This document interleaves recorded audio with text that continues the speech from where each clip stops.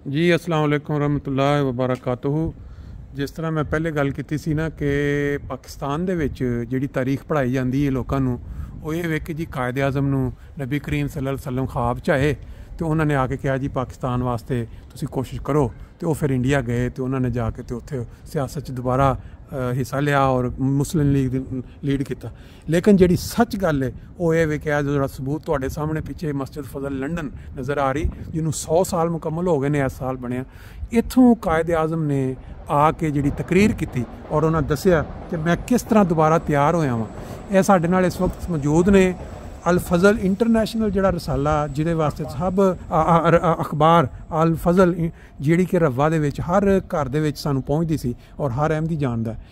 ये हुण ऑनलाइन भी एक वर्जन इंटरनेशनल अल फजल, उहदे जिहड़े नुमाइंदे ने कैनेडा तो नासिर अहमद वैन साहब साडे नाल मौजूद ने, तो ये दसणगे कि कायदे आज़म के मुतलक जिहड़ी ये कहा जाता है कि उन्हें ख्वाब देखी सी वो सच है या कि जिहड़ी हकीकत है वो इन्हां दी ज़बान। जी थोड़ा दसो।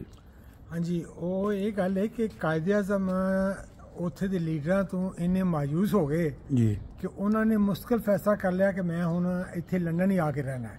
उत्थे चनाचे इत्थे आए, इत्थे आके उन्होंने अपनी प्रैक्टिस जी कानून की सी वो भी शुरू कर दी। तो मतलब वो एक किस्म का लंडन नूं इंडिया नूं सी ऑफ कर ठीक।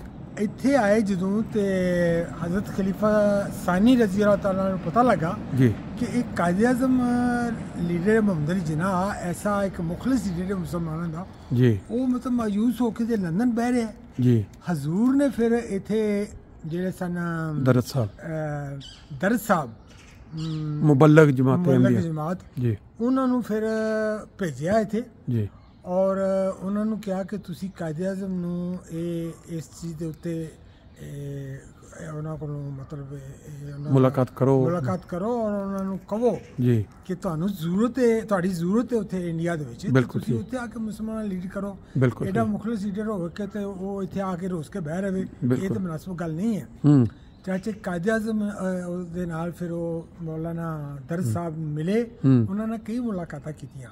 आखिरी जी मुलाकात उन्होंने की सी वो 3 घंटे की मुलाकात सी, 3 या 3.5 घंटे की, और वो फिर उन्होंने कायदे आज़म आख मना ही लिया कि वो वापस पाकिस्तान जान इंडिया जान और मुसलमान लीड करन। और उस वेले कायदे आज़म ने जरा किया फिर अच्छा उन्हें क्या कायदे आज़म ने कि मैं ऐलान कर चुका है कि मैं इतने मुश्किल रहना है तो मैं कितने जावा। वो कहते यदि फिक्र ना करो, मैं तुहाडे लई इंतजाम करना, मस्जिद फजल दे विच एक जलसा रखांगे, उस बड़े बड़े लोगों को बुलावांगा मैं और उत्थे तुसी तकरीर करोगे और तुसी कहो कि मैं अपना इरादा बदलता है तो मैं इंडिया वापस जा रहा। ठीक। और यह मस्जिद सी फजल और यह मस्जिद जी फजल बिल्कुल ठीक। इत्थे मस्जिद फजल दे चोना ने फिर ना यह जरा नाल तुसी बाग जी छोटा वीर ना जी जी इत्थे पहले वो बाग बूग ज्यादा कोई नहीं सी जी, इत्थे फिर उन्होंने इन्हां नूं बुलाया ठीक, इत्थे फिर तकरीर की ठीक, कायदे आज़म नूं बुलाया।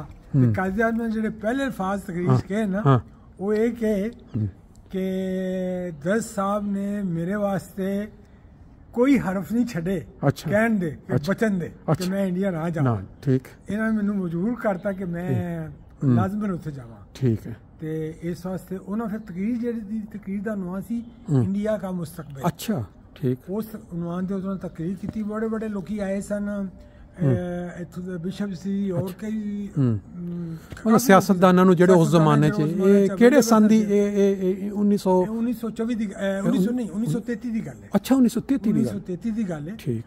और उदों फिर बल्कि कायदे आज़म नूं उस दिन ईद सी, ईद दा दिन सी, उन्होंने कहा कि मैं तुहानूं किस तरह बुलावां। ते वो फिर सलाह मशवरा होया कि बल्कि कायदे आज़म ने कहा कि मैं किस तरह अपने आप को पेश करा कि मैं वापस जा रहा है, मैं ऐलान कर चुका है मैं पाकिस्तानी इंडिया नहीं जाना। उन्होंने कहा तुसी फिक्र ना करो। वो फिर 2-3 दिन बाद ईद आ रही सी, उहदे ते उन्होंने बुलाया कायदे आज़म नूं और जिहड़े होर उन्होंने कोई जाने वाले सियासतदान जो भी सारे ने बुलाया, फिर इत्थे तकरीब हुई। अच्छा ईद उल अज़हा दा तुसां नाम लिया तो मैनूं पॉइंट नुकता ज़हन च आ गया। देखो वो पाकिस्तान बनवाने वास्ते खिलाफत अहमदिया ने जिन्हों एक मुरब्बी नूं तैयार करके कायदे आज़म नूं तैयार किया और वो पाकिस्तान वजूद च आया। अज उस पाकिस्तान दे विच ਈਦ ਉਲ ਅਜ਼ਹਾ ਦੇ ਉੱਤੇ ਉਸੇ ਜਮਾਤ ਦੀਆਂ ਕੁਰਬਾਨੀਆਂ ਦੇ ਉੱਤੇ ਪਰਚੇ ਤੇ ਸਾਰਾ ਕੁਝ ਹੋ ਰਿਹਾ। ਲੇਕਿਨ ਇਹ ਲੋਕੀ ਉਹਨੂੰ ਤਾਰੀਖ ਨੂੰ ਨਹੀਂ ਨਾ ਮਿਲਦੇ। ਬਿਲਕੁਲ ਠੀਕ। ਹਕਾਇਕ ਨੇ ਉਹਨਾਂ ਨੂੰ ਸਾਹਮਣੇ ਨਹੀਂ ਰੱਖਦੇ।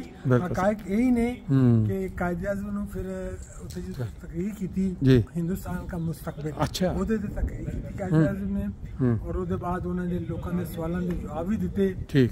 ਔਰ ਉਸ ਤਕਰੀਰ ਦਾ ਇੰਟਰਨੈਸ਼ਨਲ ਲੈਵਲ ਦੇ ਉੱਤੇ ਅਖਬਾਰਾਂ ਨੇ ਵੀ ਜ਼ਿਕਰ ਕੀਤਾ। ਜਿਹੜਾ ਲੰਡਨ ਦਾ ਅਖਬਾਰ ਹੈ London Times of London Times ਜੈਸਾ ਅਖਬਾਰ ਬੜਾ ਮਸ਼ਹੂਰ ਪੁਰਾਣਾ ਅਖਬਾਰ, ਉਹਦੇ ਵਿੱਚ ਖਬਰ ਲੱਗੀ।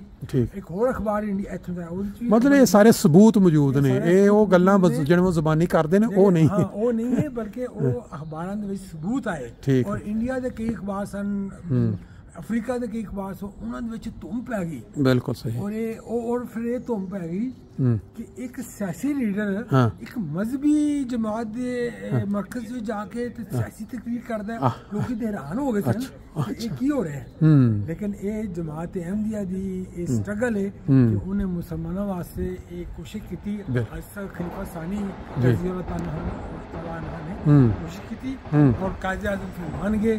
ਫਿਰ ਕਾਇਦ ਆਜ਼ਮ ਇੱਥੋਂ ਫਿਰ 1934 ਵਿੱਚ 33 ਵਿੱਚ ਵਾਪਸ ਇੰਡੀਆ ਗਏ।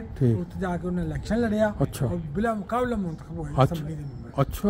ਇਹ ਹਿਸਟਰੀ ਹੈ ਜਿਹੜੀ ਕਿ ਪਾਕਿਸਤਾਨ ਦੇ ਲੋਕਾਂ ਨੂੰ ਪਤਾ ਹੋਣੀ ਚਾਹੀਦੀ ਹੈ। ਪਾਕਿਸਤਾਨ ਦੇ ਲੋਕਾਂ ਨੂੰ ਪਤਾ ਹੋਣੀ ਚਾਹੀਦੀ ਹੈ। ਹਿਸਟਰੀ ਦੇ ਜਿਹੜੇ ਪੜ੍ਹਨ ਵਾਲੇ ਨੇ ਸ਼ਾਗਿਰਦ, ਉਹਨਾਂ ਨੂੰ ਪਤਾ ਹੋਣੀ ਚਾਹੀਦੀ ਹੈ ਕਿ ਪਾਕਿਸਤਾਨ ਬਣਾਉਣ ਦੀ ਅਸਲ ਹਿਸਟਰੀ ਕੀ ਹੈ, ਕਿਵੇਂ ਬਣਨ ਦਾ ਆਗਾਜ਼ ਹੋਇਆ, ਆਗਾਜ਼ ਕਿਸ ਤਰ੍ਹਾਂ ਹੋਇਆ ਔਰ ਕਿੰਨੇ ਕੋਸ਼ਿਸ਼ ਕੀਤੀ ਪਾਕਿਸਤਾਨ ਬਣਾਉਣ ਵਾਸਤੇ। ਬਿਲਕੁਲ ਸਹੀ। ਇਹ ਸਾਡੇ ਸਾਰੀਆਂ ਇਹਨਾਂ ਗੱਲਾਂ ਨੂੰ ਛੁਪਾ ਕੇ ਤੇ ਉਹ ਕਾਇਦ ਆਜ਼ਮ ਨੇ ਖਾਬ ਵੇਖੀ, ਹਾਲਾਂਕਿ ਫਰਜ਼ੀ ਸਟੋਰੀਆਂ ਪੈਸੇ ਬਣਾਉਣ ਦਾ ਜ਼ਰੀਆ ਬਣਾਇਆ ਨਾ ਜੀ। ਉਹਦੇ ਬਾਅਦ ਦੀ ਜਿਹੜੀ ਹਿਸਟਰੀ ਪਾਕਿਸਤਾਨ ਜੋ ਹੋਇਆ ਜਾ ਕੇ ਕਸ਼ਮੀਰ ਚ ਉੱਥੇ ਬਰੇ ਸਗੀਰ ਚ ਕਾਇਦ ਆਜ਼ਮ ਨੇ ਕੀ ਕੀਤਾ ਸਟਰਗਲ, ਔਰ ਜਮਾਤ ਅਹਿਮਦੀਆ ਨੇ ਉਹਨਾਂ ਨਾਲ ਕੀ ਤਾਵਨ ਕੀਤਾ, ਔਰ ਜਮਾਤ ਨੇ ਉਹਨਾਂ ਨੇ ਹਾਂਜੀ ਅੱਗੇ ਫਿਰ ਜਦੋਂ ਪਾਕਿਸਤਾਨ ਬਣ ਰਿਹਾ ਸੀ, ਬਣਨ ਦਾ ਐਲਾਨ ਹੋ ਗਿਆ ਤੇ ਪੰਜਾਬ ਜਿਹੜਾ ਸੀ ਨਾ, ਪੰਜਾਬ ਉਹਦੇ ਵਿੱਚ ਗਵਰਨਮੈਂਟ ਸੀ ਮੁਸਲਿਮ ਲੀਗ ਦੀ ਨਹੀਂ ਸੀ। ਠੀਕ।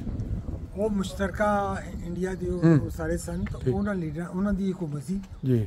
ਉਹ ਜਿੰਨੀ ਤੱਕ ਰਿਜ਼ਾਈਨ ਨਾ ਦਿੰਦੀ ਗਵਰਨਮੈਂਟ, ਪਾਕਿਸਤਾਨ ਬਣ ਨਹੀਂ ਸਕਦਾ। ਅੱਛਾ। ਕਾਇਦ ਆਜ਼ਮ ਵੀ ਪਰੇਸ਼ਾਨ, ਮੁਸਲਿਮ ਲੀਗ ਦੇ ਲੀਡਰ ਵੀ ਪਰੇਸ਼ਾਨ।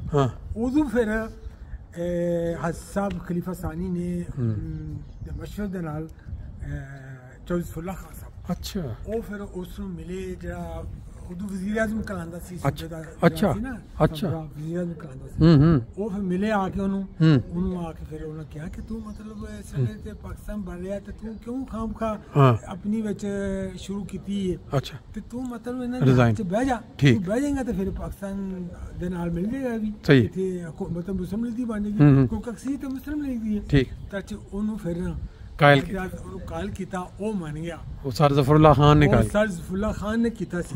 ਔਰ ਉਦੋਂ ਫਿਰ ਅਖਬਾਰਾਂ ਨੇ ਵੀ ਲਿਖਿਆ, ਉਰਦੂ ਅਖਬਾਰਾਂ ਵੀ ਲਿਖਿਆ ਕਿ ਪਤਾ ਲੱਗਾ ਕਿ ਜ਼ਫਰੁੱਲਾਹ ਖਾਨ ਗਿਆ ਔਰ ਉਹਨੇ ਜਾ ਕੇ ਤੇ ਉਹ ਉਸ ਨੂੰ ਕਾਇਲ ਕੀਤਾ। ਠੀਕ। ਔਰ ਉਹ ਬੜੇ ਮਾਯੂਸ ਹੋ ਗਏ ਸਾਨੂੰ ਕਿ ਇਹ ਕੀ ਬਣਿਆ। ਬਿਲਕੁਲ ਠੀਕ। ਉਦੋਂ ਫਿਰ ਉੱਥੇ ਜਿਹਨਾਂ ਨੇ ਰਿਜ਼ਾਈਨ ਦਿੱਤਾ ਨਾ, ਸਰ ਸਿਕੰਦਰ ਸਰ ਕੀ ਨਾਮ ਸੀ ਉਹਦਾ, ਉਹਨਾਂ ਦਾ ਜਿਹੜਾ ਬਾਹਰ ਚਲੋ ਨਾਮ ਕਿ ਹਿਸਟਰੀ ਚ ਉਹਦਾ ਜੋ ਵੀ ਉਸ ਟਾਈਮ ਸੀ, ਉਹ ਉਹਨਾਂ ਨੇ ਫਿਰ ਇੱਕ ਨਾਰਾ ਲਾਇਆ, ਨਵੀਂ ਖਬਰ ਆਈ ਹੈ ਨਹੀਂ ਉਹਦਾ ਨਾਮ ਸੀ ਵਜ਼ੀਰ ਆਜ਼ਮ, ਉਦੋਂ ਵਜ਼ੀਰ ਆਜ਼ਮ ਦਾ ਨਾਮ ਮੈਨੂੰ ਯਾਦ ਨਹੀਂ ਰਿਹਾ। ਉਹ ਸਾਡਾ ਭਾਈ ਹੈ, ਨਵੀਂ ਖਬਰ ਆ ਗਈ ਹੈ। ਉਹ ਉਦੋਂ ਫਿਰ ਨਾਰਾ ਕੇ ਲਾਇਆ। ਉਹਦੇ ਬਾਅਦ ਫਿਰ ਉਹਨਾਂ ਨੇ ਫਿਰ ਰਿਜ਼ਾਈਨ ਦਿੱਤਾ ਔਰ ਫਿਰ ਉੱਥੇ ਮੁਸਲਿਮ ਲੀਗ ਦੀ ਹਕੂਮਤ ਬਣੀ। ਫਿਰ ਪਾਕਿਸਤਾਨ ਯਾਨੀ ਪਾਕਿਸਤਾਨ ਨੂੰ ਕਾਇਮ ਕਰਨ ਦੇ ਵਿੱਚ ਜਮਾਤ ਅਹਿਮਦੀਆ ਦਾ ਬੁਨਿਆਦੀ ਦਖਲ ਹੈ। ਬਿਲਕੁਲ ਠੀਕ। ਅਗਰ ਇਹਨੂੰ ਤੁਸੀਂ ਹਿਸਟਰੀ ਉਸ ਵੇਲੇ ਮੁਸਲਿਮ ਜਿਹੜੀ ਜਮੀਅਤ ਉਲਮਾਏ ਹਿੰਦ, ਠੀਕ, ਹੁਣ ਜਿਹੜੀ ਇਸਲਾਮ ਹੈ ਪਾਕਿਸਤਾਨ ਚਲਾਉਂਦੀ ਹੈ, ਉਹਦਾ ਹੀ ਚਰਬਾ ਹੈ।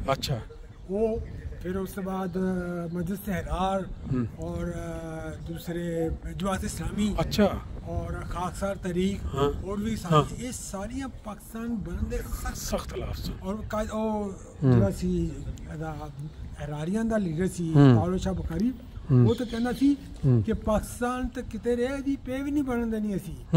ਔਰ ਕਾਇਦ ਆਜ਼ਮ ਦੇ ਖਿਲਾਫ ਇਹਨਾਂ ਦਾ ਜਿਹੜਾ ਸੀ ਹਰਾਰ ਦਾ ਲੀਡਰ ਮੌਲਾਨਾ ਕੀ ਉਹਨੂੰ ਆਂਦੇ ਸਨ, ਨਾਮ ਜ਼ਿਹਨ ਚੋਂ ਨਿਕਲ ਗਿਆ, ਉਹਦਾ ਇੱਕ ਸ਼ੇਰ ਉਹਨੇ ਬਣਾਇਆ ਕਿ